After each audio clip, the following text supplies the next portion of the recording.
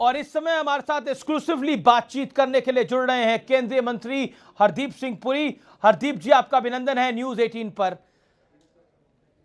मोदी सरकार को 11 साल पूरे हो चुके हैं और इस समय जो सबसे बड़ी चर्चा है वो ऑपरेशन सिंदूर को लेकर है और उसके इर्द गिर्द हो रही पॉलिटिक्स को लेकर है।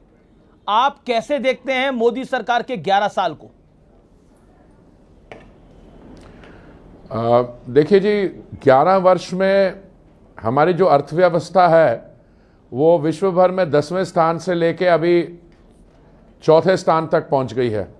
ये उम्मीद की जा रही है कि भारत की अर्थव्यवस्था इस साल 6.5% पे ग्रो करेगी। मेरा अगला प्रश्न आपसे है, क्योंकि ऑपरेशन सिंदूर की बात हो रही है और एक न्यू नॉर्मल मोदी गवर्नमेंट ने करा है बीते 11 साल के अंदर कि पहले सर्जिकल स्ट्राइक करी, फिर बालाकोट एयर स्ट्राइक करी और इस बार ऑपरेशन सिंदूर करा।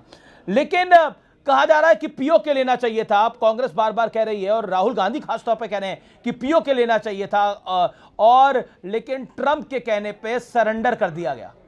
इस बयान को आप कैसे लेते हैं? राहुल की भाषा में नरेंद्र सरेंडर। पहले क्या होता था, मुझे याद है जब 26/11 का अटैक हुआ मुंबई में, तो हमारे बड़े विद्वान लोग के चॉइसेस हैं, उनकी किताब का नाम भी चॉइसेस हैं। उन्होंने कहा हम स्ट्रेटेजिक रिस्ट्रेंट हम नहीं करेंगे, हम बातचीत करेंगे। वहां से टेररिस्ट अटैक होता था उस देश से, पाकिस्तान से, और हम उनके साथ बातचीत करते हैं। इस बार मोदी जी ने स्पष्ट किया है, नो टॉक्स विद टेरर।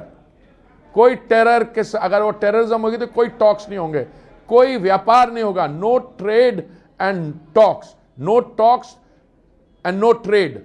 और दूसरा, पानी और खून नहीं मिलेगा। देखिए, पिछली बारी अगर ठीक है 26/11 पे अटैक हुआ, आपने कुछ नहीं किया, बालाकोट की स्ट्राइक हुई, आपने थोड़ा सा कुछ किया।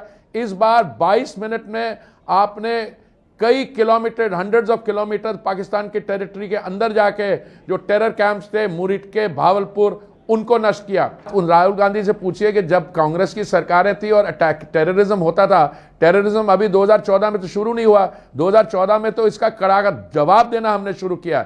राहुल गांधी जी बेचारे के पास इस समय कुछ है नहीं, उन्होंने अलायंस में, वो भी लोग भाग गए, वो भी उनका साथ नहीं देते हैं। और उन्हीं के अपने पार्टी के लोग जो कह रहे हैं इस विषय पर, मैं आपको किसकी स्टेटमेंट कोट करके दूं, शशि जी की, मनीष जी की, ओवैसी जी की। तो राहुल गांधी को आप नहीं सीरियसली लीजिए। बीजेपी ने बोला जो राहुल गांधी कहते हैं वो पाकिस्तान मीडिया कैच करता है और एग्जैक्टली जो राहुल गांधी बोलते हैं वही पाकिस्तान के मंत्री बोलते हैं। बीजेपी ने अब इस पूरे वीडियो को सोशल मीडिया पे सर्कुलेट भी करा। तो राहुल गांधी को आप पाकिस्तान के साथ इक्वेट क्यों कर देते हैं? ये नाइंसाफी नहीं है? वो लीडर ऑफ ऑपोजिशन है। तो ये सवाल आपको मैं सजेस्ट करूंगा, आप राहुल जी की इंटरव्यू कीजिए। मेरा प्रश्न आपसे है, वो लीडर ऑफ ऑपोजिशन है, क्या ये ज्यादती नहीं है उनके साथ कि वो जो बात कह रहे हैं वो पाकिस्तानी बात कह रहे हैं? ये ज्यादती नहीं है राहुल गांधी के साथ? नहीं, क्या ज्यादती है कि वो लीडर ऑफ ऑपोजिशन है? नहीं, आप क्या कह रहे हैं कि ज्यादती है कि वो लीडर ऑफ ऑपोजिशन है? नहीं, ज्यादती ये है कि वो लीडर ऑफ ऑपोजिशन है और उनको कह रहे हैं कि वो पाकिस्तान की भाषा बोलते हैं। बीजेपी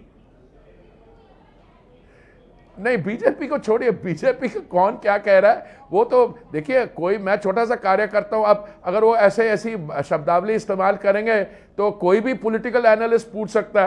ट्रंप का जो स्टेटमेंट आया तो उस पर जवाब जरूर सरकार को देना चाहिए। क्या आपको लगता है कि वो एक ओवर रीच थी?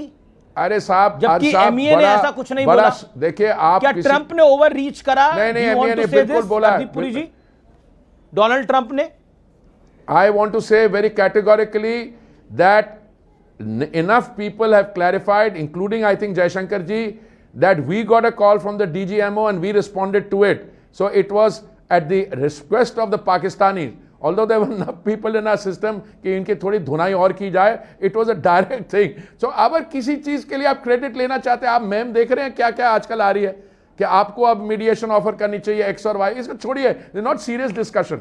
क्योंकि आप देश के तेल मंत्री हैं, ऑयल मिनिस्टर हैं, मेरा ऑयल एंड पेट्रोलियम मिनिस्टर है। आखिरी सवाल मेरा आपसे ये होगा, 11 साल हो रहे हैं नरेंद्र मोदी जी की सरकार को, तो क्या हम उम्मीद कर सकते हैं कि 11वें साल में फ्यूल प्राइसेस थोड़े डाउन हो गए, पेट्रोल, डीजल, सीएनजी, एलपीजी के दाम कुछ कम होंगे? देखिए, पहले ये तोहफा आप लोग दे सकते हैं? पहले बात तो आपको 11 तो बधाई एक शगुन भी होता है, 11 का नंबर एक शगुन भी होता है। हाँ, शगुन भी होता। मैं आपको ये बता 11 साल में मैं आपको बताऊं, इस समय भारत में पेट्रोल, डीजल और गैस के प्राइसेस टू द रिटेलर जो है, टू द कंज्यूमर, सबसे लोएस्ट, अमंग्स द लोएस्ट है। और अगर स्थिति ऐसी ही रही तो आपके शगुन की बात कर रहा हूं, तो अगर 60 और $65 के बीच में कच्चे तेल का पर बैरल प्राइस रही, तो आप ये मान के चलिए आने वाले समय में हाँ retail prices at the bunk नीचे आ सकती हैं, और they are already the lowest. पर अगर ऐसे ही रही तो मुझे पूरा विश्वास अपने माननीय प्रधानमंत्री जी, उनके नेतृत्व पे है। पर इसके लिए कुछ इंटरनेशनल सिचुएशन भी ऐसे ही रहनी चाहिए 60 और 65 के बीच में। बहुत बहुत शुक्रिया पुरी साहब, आपने अपना समय दिया और कुछ ऐसे सवालों के जवाब दिए जो पहली बार दिए। Thank you so much. लेकिन आप ट्रंप पे कुछ नहीं बोले। अगली बारी उम्मीद करेंगे कि आप ट्रंप पे कुछ बोले। आप रहने दीजिए उस पे। मैंने प्रयास बहुत किया, लेकिन बहुत बहुत धन्यवाद आपका हमारे साथ जुड़ने के लिए। Thank you so much. Thank you. आपने प्रयास किया और मैंने सक्सेसफुली डक किया। Okay, thank you. Thank you, thank you, thank you.